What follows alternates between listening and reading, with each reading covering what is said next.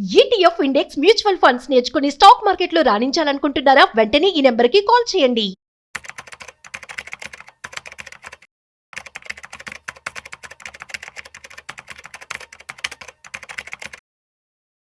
నమస్తే సుందరామరెడ్డి గారు. నమస్తే సార్.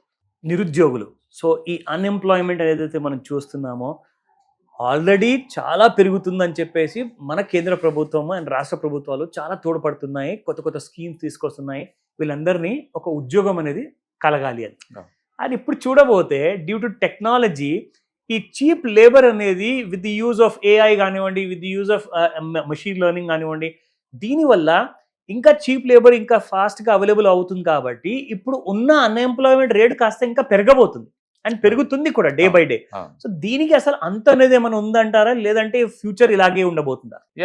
టెక్నాలజీ యొక్క ఉపయోగమే తక్కువ మ్యాన్ పవర్ వాడుకొని ఎక్కువ ప్రొడక్ట్ తీయడం అండి. దాని పర్పసే అది.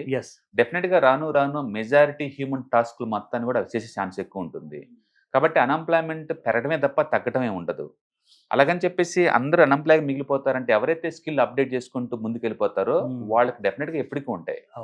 రీసెంట్ గా కనుక మీరు చూసుకుంటే సేల్స్ ఫోర్స్ సిఇఓ మార్క్ తీర్త్ కనుక మీరు చూసుకుంటే కనుక డీప్ సీక్ చాలా అది వచ్చిన తర్వాత టెక్నాలజీ మొత్తం షేక్ అయిపోయింది. అవును, ఎన్విడియా డీప్ సీక్ ఒక్కసారిగా అది ఎంత అంటే చైనా యొక్క టెక్నాలజీ పవర్ ని ప్రపంచం మొత్తం ఫస్ట్ టైం గుర్తుపెట్టింది. ఇప్పటిదాకా చైనా అంటే టాయ్స్ తయారు చేస్తుంది, చీప్ గా క్వాలిటీ లేని వస్తువులు తయారు చేసింది. ఆ బ్రాండ్ దగ్గర నుంచి టెక్నాలజీలో లీడింగ్ కూడా మేము చేయగలుగుతాం అని చెప్పేసి అదొక ఇదనమాట. దాంతో అమెరికాలో ఉన్న టెక్నాలజీ షేక్ అయింది. అమెరికన్ ఎకనాలజీ మొత్తం నిలబడిందే ఆ ఎకానమీ మొత్తం టెక్నాలజీ మీద అండి. టెక్నాలజీ తప్ప అక్కడ ఏం లేదు యాక్చువల్ చెప్పాలంటే. అది కూడా ఈవెన్ అమెరికన్ మార్కెట్ మనం కనుక చూసుకున్నట్టయితే టాప్ 7 కంపెనీసే 50% స్టాక్ మార్కెట్ అండి అక్కడ. సో దీనివల్ల తెలిసింది ఏంటంటే టాలెంట్ ఎవడి సొత్తు కాదు. అబ్సల్యూట్లీ అవును. ఇప్పుడు ఏంటంటే సీరియస్ గా ఎన్విడియా చిప్స్ సెల్లింగ్ బ్యాన్ చేసినా సరే చైనా వాళ్ళు అంత తక్కువ లో స్పీడ్ తో రన్ అయ్యే చిప్పులతోటే వాళ్ళు ఇంత పెద్ద టెక్నాలజీ డెవలప్ చేస్తున్నారంటే ఫ్యూచర్ లో ఇంకేం జరగబోతుందని చెప్పేసి అమెరికాలో టెక్నాలజీ కంపెనీస్ మొత్తం ఒకసారి షేక్ అని. ఎన్విడియా లాంటి అయితే ఆల్మోస్ట్ 30% దాకా డ్రాప్ అయినాయండి వాళ్ళ షేర్స్ అయితే. టెస్లా కావచ్చు, ఇప్పుడు అమెరికాలో ఉన్న ప్రతి టెక్నాలజీ షేర్స్ అన్ని కూడా ఆల్ టైమ్ హై దగ్గర నుంచి ఆల్మోస్ట్ 15% డిస్కౌంట్ లో ఉన్నాయండి. ఇంతటితో ఇది అవ్వదు. ముందు రోజులు ఇంకేదో కొత్త ఇన్నోవేషన్ వచ్చే కొంది అమెరికాలో టెక్నాలజీ కాన్ఫిడెన్స్ డౌన్ అవుతా ఉంటుంది. ఎందుకంటే అమెరికాలో కూడా టెక్నాలజీ పవర్ తగ్గిందని అంటలేదు, కానీ చైనా వాళ్ళ కాస్ట్ కి ప్రొడ్యూస్ చేయలేరు. చైనాలో ఏం చేసినా మాస్ అనమాట అది. సో ఈ రీసెంట్ గా సేల్స్ ఫోర్స్ సిఇఓ ఒక ట్వీట్ అయితే ఒక పెద్ద సంచలనం లేపింది. అది డీప్ సీక్ యొక్క తక్కువ రేటుకి ఏ రావటం అంటే యూనిట్రీ అని చెప్పేసి రోబోటిక్ తయారు చేసేది. వాళ్ళు లెస్ దెన్ ఒక మ్యాక్ బుక్ రేట్ కి తయారు చేయడానికి ప్లాన్ చేస్తున్నారండి. అది ఇంపాసిబుల్. అది నిజంగా అది మాత్రం నిజం. ఇప్పుడు లైవ్ లో అయితే అది ఆల్మోస్ట్ $20,000 ఉందండి. ఏది యూనిట్రీ వాళ్ళ రోబోట్. కానీ అతని ప్రెడిక్షన్ మాత్రం మ్యాక్ బుక్ రేట్ కి దొరికిద్దని అది ఫ్యూచర్ లో. చాలా అసలు అన్ఇమాజినబుల్ తక్కువ రేట్ లో. అవును, మ్యాక్ బుక్ అంటే ఇంటి కోటి ఉంది, ఇప్పుడు మనిషి కోటి ఉంది. అంటే అతని ఉద్దేశం ఏంటంటే మనిషికో రోబోటిక్ ఓన్ చేసుకుంటాడు ఫ్యూచర్ లో అని. ఎందుకంటే డీప్ సీక్ దట్టి చీపర్ గా ప్రొడ్యూస్ చేస్తుంది అది డేటాని. ఇది అంటే ఒక్క రోబోట్ తీసుకున్నామంటే ఇంట్లో డీప్ సీక్ లోడ్ చేసామనుకోండి, నీకు నువ్వు మ్యూజిక్ అనాలంటే మ్యూజిక్ అనొచ్చు, స్టాక్ మార్కెట్ గురించి చెప్పిద్ది, ఇంటికి ట్యూషన్ చెప్పిద్ది, ఖాళీగా ఉంటేనేమో బయట వాచ్మెన్ లాగా ఉంటది. అంటే ఇంట్లో మొత్తం రోల్స్ మొత్తాన్ని ఒకటి కొనుక్కొని వర్క్ చేయించుకోవచ్చు.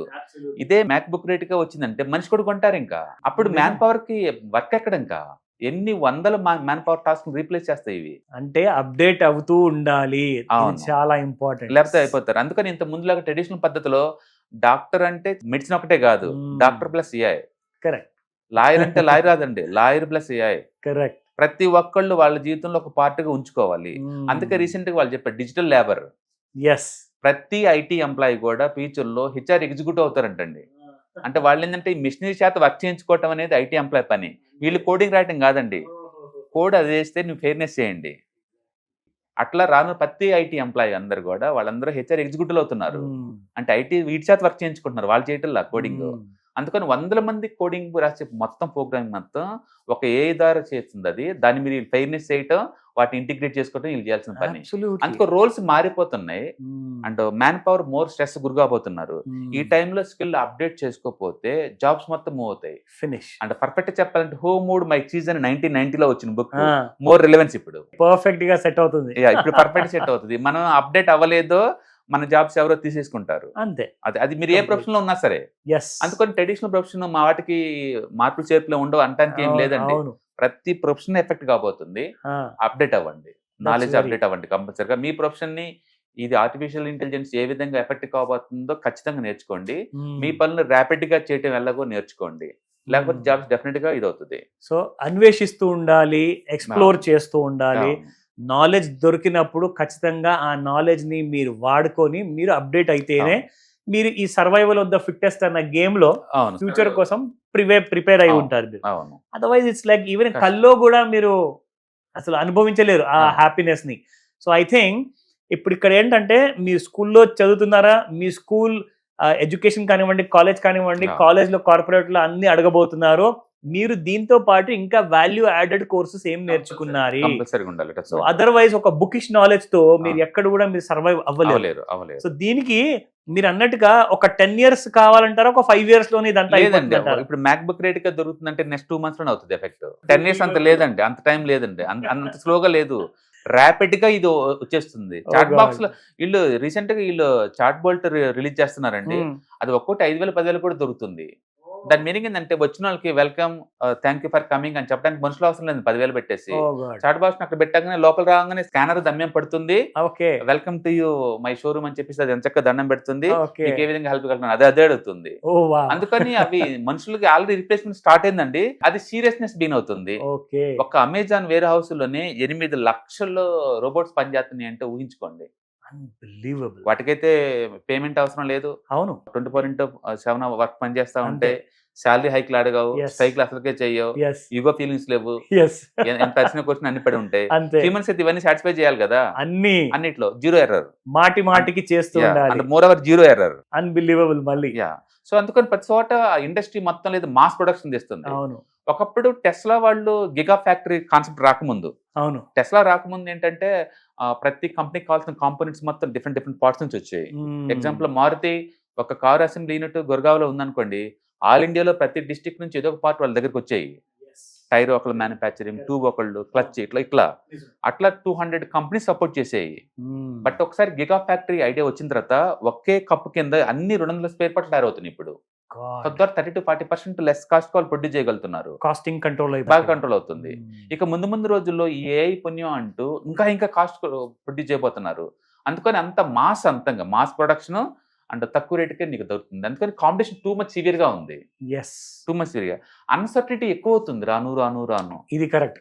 దాన్ని ఫేస్ చేయాలంటే ఒకటే షార్ట్ కట్, మనం అప్డేట్ అవ్వటం, స్కిల్ అప్డేట్ చేసుకోండి, ముందు బాటవే 100%. సో గుర్తుంచుకోండి, అబ్సల్యూట్లీ మీరు కాంపిటీషన్ లో ఉండాలి. కాంపిటీషన్ లో నుంచి మాయమయ్యారనుకోండి మళ్ళీ రాలేరు. It's a dangerous game. Thank you very much sir. Hi, markets చాలా వాలటిలిటీ ఉన్నాయని భయపడుతున్నారా? మార్కెట్ ఆల్ టైమ్ హైలో ఉందని దూరంగా ఉండాలనుకుంటున్నారా? ఏది రైట్ టైం మార్కెట్లో ఎంటర్ అవడానికి, ఏది బెస్ట్ టైం మార్కెట్లోంచి బయటకు పోవడానికి తెలుసుకోవాలనుకుంటున్నారా? మార్కెట్లో mutual funds, ETFs, index funds ద్వారా మనీ మేక్ చేద్దాం అనుకున్నారా? ఇలాంటి మీ డౌట్స్ కి క్లారిఫికేషన్ కోసం ఈ webinar. ETFs, index funds and mutual funds కోర్సులో జాయిన్ అవ్వండి, మీ డౌట్స్ క్లారిఫికేషన్ చేసుకోండి. Every month Saturday, Sunday and Monday conduct చేసే ఈ కోర్సులో మీకు ఈటీఎఫ్స్ అంటే ఏంటి, ఇండెక్స్ ఫండ్స్ అంటే ఏంటి, మ్యూచువల్ ఫండ్స్ అంటే ఏంటి, different type of ETFs, index funds, mutual funds అంటే ఏంటి, ఇందులో ఇన్వెస్ట్ చేయడం ద్వారా లాంగ్ టర్మ్ లో వెల్త్ ఎలా క్రియేట్ చేసుకోవాలా, షార్ట్ టర్మ్ లో ఎలా వెల్త్ క్రియేట్ చేసుకోవాలా, ఎనీబడి కెన్ ట్రేడ్ ప్రోగ్రామ్ ఎలా పార్టిసిపేట్ చేయాలా, ఇలాంటి అన్నిటికీ మీకు ఆన్సర్ దొరుకుతుంది. కాబట్టి మీకు ఎవరికన్నా ఇలాంటి వాటిలో వెల్త్ క్రియేట్ చేయాలని కనుక ఇంట్రెస్ట్ కనుక ఉంటే కింద స్క్రోల్ అవుతున్న నెంబర్ కి కాల్ చేయడం ద్వారా మీ సీట్ ని బుక్ చేసుకోండి. Thank you.